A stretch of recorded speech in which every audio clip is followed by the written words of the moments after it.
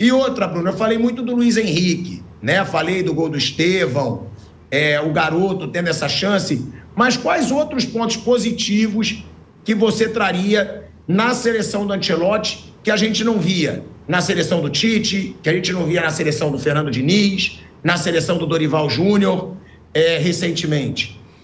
Bom, acho que, assim, eu pego mais o pós-Copa do Catar, que, assim, com o Tite também enfiava goleada nesses times todos. Jogou contra o Chile no Maracanã, na mesma penúltima rodada, e enfiou 4-0 em janeiro em março de 22, né? Já em janeiro foi Equador-Paraguai, depois Chile e Bolívia. Aí ganhou de 4-0 também, era um time muito bem organizado. Que como vai ser esse, né? Acho que na maneira de jogar, de pensar o time, eles são até parecidos, né? O Tite e o Ancelotti, claro que o Ancelotti é um técnico mundial, é um técnico de um outro nível, de um outro patamar, um dos maiores da história do futebol, e a presença dele ali é importante, que a seleção joga muito tranquila, né? Ninguém vai ficar perturbando o treinador, se o Brasil perder terça-feira na Bolívia, que é um resultado normalíssimo, se o Brasil perder lá é normal, em eliminatória, só a Argentina ganhou mais vezes do Brasil do que a Bolívia, né? A Argentina ganhou 4 vezes do Brasil, a Bolívia 3 e o Paraguai 3. Por causa da altitude, vai ser mais alto ainda. Então, se tá outro técnico e perde lá em El Alto, que é normal perder, seria uma outra reação. Com o Ancelotti não será. Ele vai ter muita tranquilidade para trabalhar, então ele vai poder observar, mudar, trocar. Depois vai ter os amistosos na Ásia com a Coreia e com o Japão. E ele ali, eu acho que já vai estar com um grupo um pouco mais próximo do que deve estar na Copa, porque não tem tanto tempo. Ele tem a convocação desses amistosos na Ásia, depois em novembro mais 2 amistosos, em março do ano que vem mais 2 e depois a Copa do Mundo. Então ele vai ter, contando o jogo da Bolívia, mais 7 jogos até a Copa e mais 3 convocações. Então não tem tanto tempo. O Luiz Henrique, ele entrou bem algumas vezes já na seleção. Com o Dorival, ele fez 6 jogos.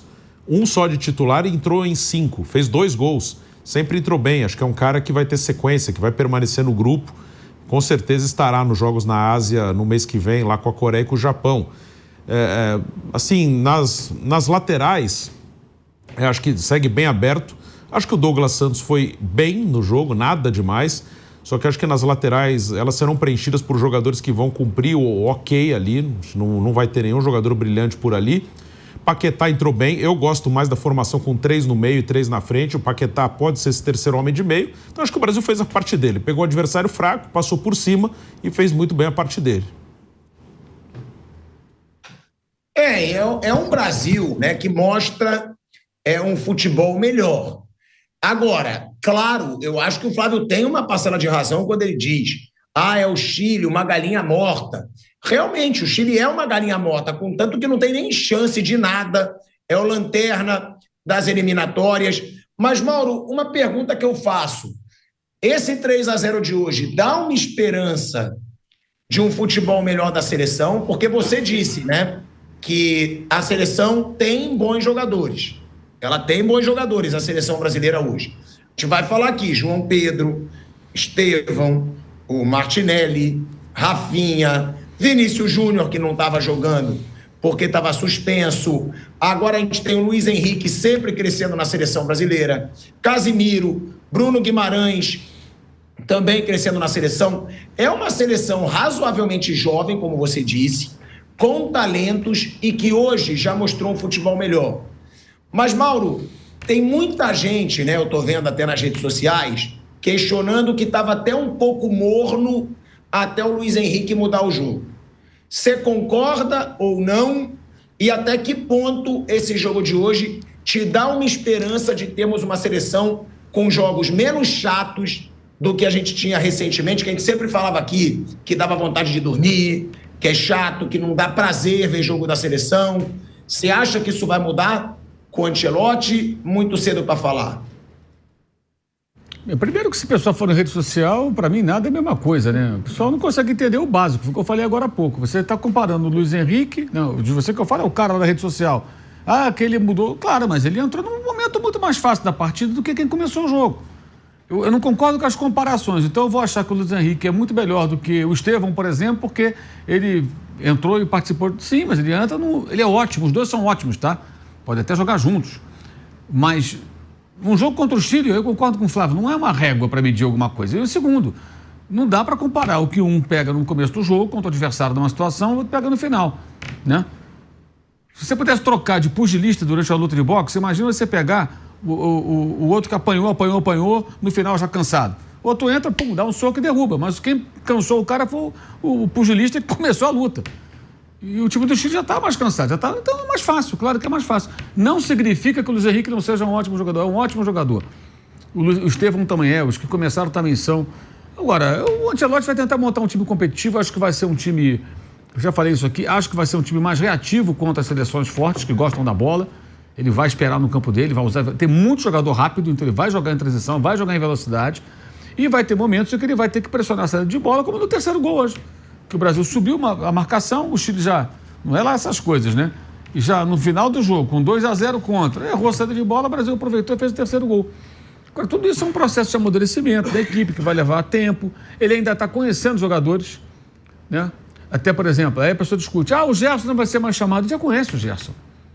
Ele não está jogando no Zenit. Será que isso é preponderante para ele? Se ele achar que o Gerson é útil, ele vai chamar o Gerson. Ele não vai chamar o Gerson porque o técnico do Zenit não convoca, não. Se ele achar o Gerson importante, ele vai chamar o Gerson. Mas não chamou dessa vez, sim, porque ele já conhece. O que está na cabeça dele? Pode ser que ele pense, eu não quero, e pode ser que ele pense, esse aqui eu já sei como eu posso utilizar. Vou chamar outros jogadores, ver outros atletas em ação. Porque ele está nessa fase ainda. Ele está conhecendo. Outra coisa que é até engraçada, a Ancelotti vai num jogo, aliás, todo técnico é isso, né? Quem que ele vai observar? Gente, o cara vai ver um jogo de futebol. O técnico vai no estádio para ver um jogo de futebol. Ele não necessariamente vai convocar alguém que está em campo. Ele vai ver um jogo. Como ele pode amanhã ou depois assistir um jogo na Europa. Vai convocar, de repente, ninguém, se não tiver nenhum brasileiro em campo. Mas vai ver um jogo. Ver um jogo de futebol. Por quê? É necessário ver como as equipes se comportam. Aqui ele está conhecendo o futebol praticado no Brasil, que é importante para ele entender não só jogadores convocados, mas a origem daqueles que ele conhece lá que estão na Europa, ou estão em outras partes do mundo, na Europa, na Rússia, na Arábia Saudita, seja onde for. Né? Então ele está indo a jogos de futebol para conhecer. Ele precisa saber como joga o Palmeiras, como joga o Ceará, como é que joga o São Paulo, e o Flamengo, e o Internacional. O técnico da seleção não sabe como é que jogam os times do Brasil? Ele tem que conhecer, então ele está indo a jogo de futebol. Não necessariamente vai convocar alguém. Aí ele vai no jogo do Bahia, será que ele vai convocar o Everton Ribeiro? Não tem nada a ver, ele pode até convocar o Everton Ribeiro, mas não significa, está jogando muito bem, né? Que ele vai convocar. Agora, sobre expectativas, eu acho que a expectativa tem que ser a montagem de um time competitivo. Essa história que vai ser bonito, que vai encantar, isso é conversa fiada. Tem que ser um time competitivo e que joga um bom futebol.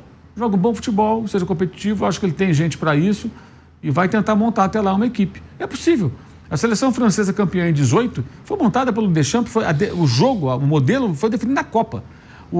Na Copa passada, a Argentina foi um time que se transformava a cada jogo. Chegou a mudar 6 jogadores de um jogo para outro, o técnico Scaloni. Perdeu para a Arábia Saudita na estreia, começou a mudar e deu certo.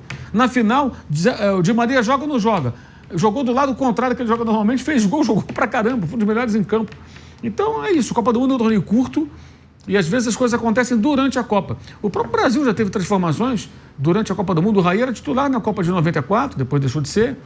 E isso acontece. O time do Penta jogou 2 jogos juntos, aquele 11 que jogou a final com a Alemanha. Eles têm 2 jogos juntos na vida, não só na Copa. Sim. Contra a Inglaterra e contra a Alemanha, só. Que contra a Turquia não estava Ronaldinho. Aquele time nunca jogou, nem antes nem depois daqueles 11. Só tem 2 jogos na história daquele time. A seleção de 58, ela começa com o Garrincha e Pelé no banco de reservas. A de 62, o Pelé se machuca, o Amarildo vira titular e o Garrincha destrói na Copa do Mundo. Então, são tantas mudanças, né? A de 70, ela vai sofrendo algumas transformações. O Piazza vira zagueiro, né? O Everaldo vira titular na lateral esquerda. Enfim, isso é comum acontecer antes da Copa, durante a Copa do Mundo. E ele tem, o importante, eu acho que é o seguinte, ele tem bons jogadores. Eu acho que ele vai montar um time competitivo. E eu acredito, pela característica de muitos atacantes, e as seleções mais fortes gostam da bola, né? A França menos, a França é um time mais explosivo, mas a Espanha adora ter a bola. A Argentina também gosta de dominar o jogo pela posse, aquele meio campo, e eu acho que contra times assim, ele vai montar um time mais reativo, um time rápido para atrair o adversário, jogar em velocidade, e vai ter que saber também jogar contra times que vão se fechar, como foi hoje. E aí demanda um outro modelo, outra parte, outra forma de jogar. O importante também hoje para ele o gol do Paquetá, que voltou, e é um bom jogador, pode ser útil, tem experiência de Copa do Mundo, né? Faz diferentes funções, é um jogador versátil, já tem uma experiência internacional muito boa, jogou em diferentes times da Europa, diferentes ligas, já não é um garoto, né? É um jogador jovem ainda, não é um veterano, mas já com uma boa rodagem. Então ele tem um bom material humano, ele está conhecendo os jogadores, ele está conhecendo o que eu falo, não é conhecer de ver jogar, é trabalhar com o cara, é botar no jogo, falar, faz isso, o cara vai lá e faz aquilo, não sabe fazer, peraí, vamos preparar mais, treinar, esse aqui eu posso contar, esse aqui é preguiçoso para fazer certas funções, talvez não dê certo, enfim, entendê-los melhor, né? Então, eu vejo como uma perspectiva interessante, mas não é o jogo do Chile que vai apontar isso. Acho que é o elenco, o técnico e agora, né, sem essa coisa horrorosa também de data FIFA, né, que é chata, data FIFA é horroroso e eliminatória sul-americana, vai acabar. Quando você olha no começo, parece que nunca vai terminar, mas termina. Graças a Alá, graças a Deus, graças a todos os santos. Bruno, Mauro César Pereira falou sobre um futebol que ele acredita que vai ser competitivo com o Ancelotti, que ele acredita que muitas vezes vai ser reativo, né, com o Ancelotti, aproveitando a velocidade dos jogadores brasileiros. Mas agora, uma pergunta que o Mauro até falou, não sei se vai jogar bonito, se não vai. Agora, eu, por exemplo, eu ligo muito para isso, de jogar bem. Eu acho legal ver a seleção jogando bem. Eu acho legal ver a Espanha jogando, porque joga bem. A Espanha da molecada, do Yamal, do Pedri. Você acha que esse time pode, além de ser competitivo, muitas vezes reativo, como disse o Mauro, ser um time que jogue bem? Que seja um time de um futebol animador, que seja legal ver jogo da seleção brasileira? Eu acho que sim, é que o jogar bem vai muito do gosto de cada um. Eu acho que vai ser um time organizado, um time que vai encarar qualquer adversário, mas vai variar a estratégia. Ancelotti sempre foi assim na carreira dele. Ancelotti é um cara que já jogou de várias maneiras. Ele é um técnico que tem, acho que a principal característica dele como técnico de futebol, né, falando do time no campo, né, não de gestão de grupo, nada dessas coisas. Assim, no time no campo é se adaptar aos contextos. O Ancelotti não é um cara que tem uma maneira que ele pensa o futebol e ele impõe essa maneira. Ele se adapta aos contextos, ao elenco que ele tem, ao momento que o time dele vive, ao adversário. Ancelotti é um cara que muda. Até na seleção, só 3 jogos, é muito curto. O time que jogou no Equador, e era o primeiro jogo dele, ele mal tinha treinado a seleção, foi um time mais fechado do que o time que jogou contra o Paraguai aqui em São Paulo e lá no Rio de Janeiro contra o Chile. Contra o Equador era um jogo mais difícil, um adversário melhor fora de casa. Primeiro jogo dele, ele botou o Gerson no time, ele pôs mais gente no meio campo. Contra Paraguai e Chile, um time mais aberto, propondo o jogo, até porque o Paraguai e o Chile iam ficar atrás, iam dar a bola para o Brasil. De qualquer maneira, o Brasil ia ter que propor. Então o Ancelotti é um cara que, se ele achar, por exemplo, que no jogo com a Espanha a melhor estratégia seja dar a bola para a Espanha, esperar no seu campo e contra-atacar, ele vai fazer. Ele não tem muito pudor assim, não vou porque vão achar ruim. Não, ele faz o que ele acha melhor para o elenco dele, para o time dele. Ele se adapta muito ao jogador que ele tem à disposição. Então o Ancelotti, acho que vai ser uma seleção que vai mudar de acordo com o jogo, de acordo com o adversário. Eu acho que pode jogar bem, que aí vai muito, como eu falei, do que cada um espera, da expectativa de cada um. O que eu espero, assim, é um time que vai competir, que vai ser um adversário chatíssimo para qualquer um e que num torneio curto de um mês pode até chegar longe, pode brigar pelo título. Acho isso, nunca duvidei que o Brasil pudesse lutar pelo título. Acho que ele está ali num bolo de 6, 7 seleções que tem um nível muito parecido. Tem jogadores para isso. E o time será organizado, isso eu não tenho a menor dúvida. A gente não vai ver um time perdido em campo, não. Vai ver um time que vai estar que sempre vai saber o que fazer. Mas a estratégia vai variar. O Ancelotti não ligaria de ter um jogo com a Espanha, que a Espanha vai ficar 70% do tempo com a bola e o Brasil 30%. Eu acho que ele não se importaria se ele precisar fazer isso. Agora, eu estou até lendo aqui as notícias, né? Estou vendo que o Luiz Henrique foi ovacionado, né, no Maracanã. E eu acho muito legal ele ser ovacionado, porque esse cara, ele teve quantos jogos pela seleção, Bruno? Foram uns 4? Hoje foi o 7º dele. O 7º jogo pela seleção. E eu me lembro de pelo menos nos 3 o Luiz Henrique ter sido protagonista. Eu até abri o programa falando que isso é muito legal, porque é um cara que está no futebol russo, não tem a estampa que tem os outros e que veste a camisa da seleção com naturalidade. Agora, Flávio, o Mauro chegou a tocar nesse assunto, mas de uma forma rápida, né? Eu queria saber o que você acha da importância desse gol para o Paquetá, né? Porque o Paquetá, ele viveu momentos complicadíssimos aí. Foi acusado pela Federação Inglesa, todo mundo, inclusive eu, achou, né, a grande maioria, que ele receberia uma punição severa, porque a Federação Inglesa, ela investigou o caso, né, por 9 meses até fazer uma denúncia formal. Então, todo mundo acreditava que ele seria punido com rigidez e ele foi absolvido, a princípio. Pode ser que vá para a justiça comum. E hoje ele faz esse gol pela seleção brasileira, voltando, né, para a seleção brasileira. Fez gol no West Ham também, já nessa volta.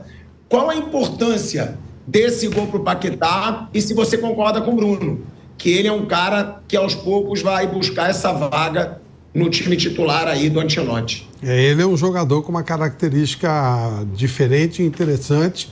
Acho que tem lugar no time, sim. Ele era um jogador que, já na época do Tite, quando o time teve seu melhor momento, o Paquetá era um jogador interessantíssimo pela maneira como ele atua em vários setores do campo. Ele é um cara que faz a bola chegar no ataque e é importante para ele, até psicologicamente. Inclusive, há informações que os advogados estão preparando um grande processo contra a federação, a FA, né? Association Football da Inglaterra, para tentar ser ressarcido minimamente pelos prejuízos enormes que ele teve.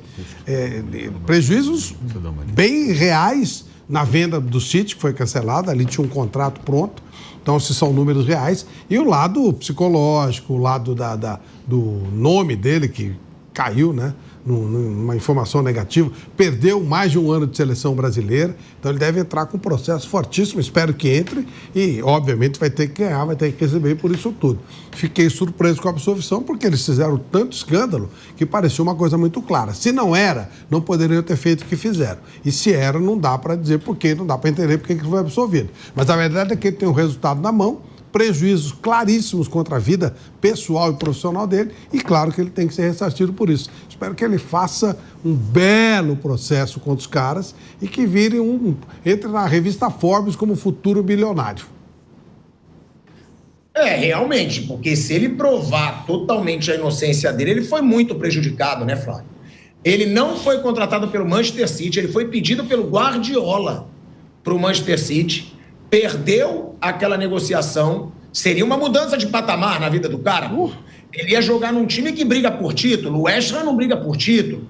É um time que aparece para o mundo inteiro, onde que joga o melhor futebol do mundo aí nos últimos anos, não nesse ano que passou, mas que joga o melhor futebol do mundo nos últimos anos. E ele perdeu não só essa oportunidade, como perdeu várias chances na seleção brasileira. E dinheiro mesmo, né? Porque se ele fosse pro City, além do contrato ser muito maior, ele teria conseguido mais premiações, enfim, respeitabilidade. E o outro lado moral, né? Imagina que a família dele passou, o que ele passou, o lado psicológico, uma coisa terrível. Então, se eles não tinham provas, eles não podiam ter feito o que fizeram. E se eles tinham prova, por que absolveram? Então tá tudo errado aí. Ou foi um julgamento indevido, né, uma denúncia indevida, ou um julgamento mal feito. De qualquer forma, ele foi muito prejudicado, ele tem que entrar com uma ação gigantesca contra esses caras. Ô Viga, eu queria saber, claro, você está no estádio, qual foi o clima do Maracanã depois do jogo? Se era um clima diferente, muitas vezes o torcedor brasileiro fica brabo que os jogos eram ruins, sem criação. E hoje foi um jogo com muitos gols. Teve o gol do Paquetá, querendo ou não, é o Paquetá na sua casa, tinha muito torcedor do Flamengo no estádio. Teve o Luiz Henrique, que é um jogador querido no Botafogo, pelo torcedor do Botafogo, e que foi decisivo. Qual foi o clima, ô Viga, no Maracanã, do torcedor, e o que você achou da partida vendo do estádio, Viga? Fala, Pilhado. Grande abraço para você, para o nosso ouvinte, espectador internauta da Jovem Pan, nossos companheiros aí da bancada. Hoje era um jogo, né, Pilhado, que todo mundo sabia que o Brasil ia vencer, só não sabia de quanto. Se ia ser de 2, se ia ser de 3, de 4, eventualmente. de 5. Afinal de contas, o Chile mexeu muito, 4 técnicos nas eliminatórias, passam por processo de transição, de renovação, e é claro, isso tudo tem influência, tanto que o Chile é o lanterna das eliminatórias. Não que o Brasil seja a última paçoca do pote ou o último refrigerante gelado do deserto, pelo contrário, vejo ainda muitas limitações e deficiências na seleção brasileira, mas é um jogo tranquilo, clima hoje de festividade, literalmente, aqui no estádio do Maracanã, tanto que a seleção brasileira, não é sempre que acontece, né, saiu aplaudida aqui do estádio do Maracanã após essa vitória por 3-0 frente à seleção do Chile. Todo mundo gritando pelos nomes dos seus jogadores de predileção. Agora, indubitavelmente, quem veio para cá esperando ver o Estevão, o João Pedro, eventualmente o Rafinha, se deliciou e se deleitou com o Luiz Henrique, um jogador que eu admiro desde a época que ele surgiu no Fluminense. Alguns torcedores do Fluminense até pegavam no pé dele, dizendo o seguinte: ele é meio desengonçado, ele é meio papaléguas, é meio desastrado. Eu dizia, olha, esse cara vai estourar. E realmente estourou, ajudou o Botafogo no ano passado e acho que carimbou o seu passaporte para uma próxima convocação para os amistosos na Ásia contra Coreia do Sul em Seul e Japão na capital Tóquio. Agora, o que me incomoda ainda na seleção brasileira são alguns aspectos, viu, Pilhado? Os laterais. Não me agradam o Wesley, muito menos o Douglas Santos. Acho que mais dia menos dia, quem sabe, o Éder Militão vai ser testado ali na ala direita. Queria ver até mesmo um bem improvisado na esquerda, porque as opções no nosso cardápio na lateral esquerda deixam muito a desejar, são muito parcas. E acho que o bom de hoje, além de reencontrar e rever o Luiz Henrique, foi uma espécie de reencontro e redenção do Lucas Paquetá, porque é um jogador que a seleção brasileira precisa e vai precisar muito. Não só para jogar como segundo homem, gostaria até de ver ali um Casemiro mais plantado e o Paquetá como segundo homem, eventualmente como terceiro homem de meio de campo na articulação, mas é um jogador que vai ter, sem dúvida alguma, múltiplas funções e vai ser extremamente aproveitado pelo técnico Carlo Ancelotti. Acho que a vitória hoje era inevitável, era apenas uma questão de contabilidade para saber de quanto seria a vitória brasileira. No primeiro tempo, cheguei até a temer quando o primeiro gol demorou a sair, porque eu vi alguns suspiros, não teve vai, mas teve aquele incômodo. Depois do primeiro, a gente sabia que viria o segundo, veio o terceiro, se aperta mais um pouco o quarto. Agora, quem veio para cá para ver as principais estrelas, né, que foram convocados pelo Ancelotti, veio para ver essas estrelas e acabou levando para casa boas memórias de Luiz Henrique e também essa redenção do Lucas Paquetá, viu, meu caro Pilhado? E eu queria que você falasse um pouco do Ancelotti, hoje durante o jogo, as reações do Ancelotti, até a relação da torcida com o Ancelotti. Como que você observou o Ancelotti hoje aí no Maracanã, Viga, que é a grande novidade hoje da seleção brasileira, o segundo jogo de um dos maiores treinadores da história do futebol como técnico da seleção. Você sabe que ele nunca treinou aqui, né? Nunca comandou uma equipe, melhor dizendo, e também jamais jogou como atleta no estádio do Maracanã. Ou seja, foi o debut, a estreia de Ancelotti no estádio do Maracanã. Embora ele já tenha enfrentado a seleção brasileira quando jogava pelo Milan. 89 0-0 lá na Itália e em 92 vitória do Brasil pelo placar de 1-0. Então, foi um momento também único, ímpar, singular, marcante, histórico para o Carlo Ancelotti. A gente sempre tem um termômetro, né, a temperatura de como a torcida está se comportando e pretende se comportar quando começam a aparecer os nomes e as imagens, as fotografias na tela, no telão do Maracanã, antes do início da partida. E o que eu ouvi hoje aqui no Maracanã foi um aplauso sonoro, bastante expressivo e significativo da torcida brasileira quando apareceu lá a figurinha, a imagem do Ancelotti nos telões do Maracanã. Acho até que o Ancelotti é o último fio de esperança para a seleção brasileira diante das limitações e dificuldades que tem para 2026. Alguém vai falar, tiro curto, é competição de 7, 8 jogos, é uma espécie quase que de mata-mata, porque o Brasil inevitavelmente vai passar para a próxima fase. Mas eu continuo ainda bastante ressabiado, porque não sei se o Ancelotti vai ter tempo suficiente, oportunidade suficiente para montar um coletivo que faça sobressair o talento dos nossos principais jogadores. Estou falando de Vini Júnior, estou falando do próprio Rodrigo, quem sabe o Estevão, não sei se o Estevão agora vai ter que brigar por posição com o Luiz Henrique, não sei se o tempo é muito curto, embora acho até uma certa falácia dizer que técnico de seleção não tem muita chance, não tem muita oportunidade porque treina pouco. É bem verdade, e é claro que treina menos do que um treinador de uma grande equipe internacional europeia. Mas são 18 jogos eliminatórios, fora os amistosos data FIFA, com mais de 25 jogos, dá para fazer um time no mínimo competitivo, né, Pilhado? Dá para fazer um time bem competitivo, até como o Mauro falou, né? Pelos jogadores que tem. O Brasil tem grandes jogadores que estão jogando aí, como diz o Vamp, nos principais times do futebol mundial. Né? Hoje venceu, por exemplo, sem o Vinícius Júnior, que é seu principal nome depois do Neymar, que já está numa fase de curva de queda, né? E que nem sabe se vai para uma Copa do Mundo.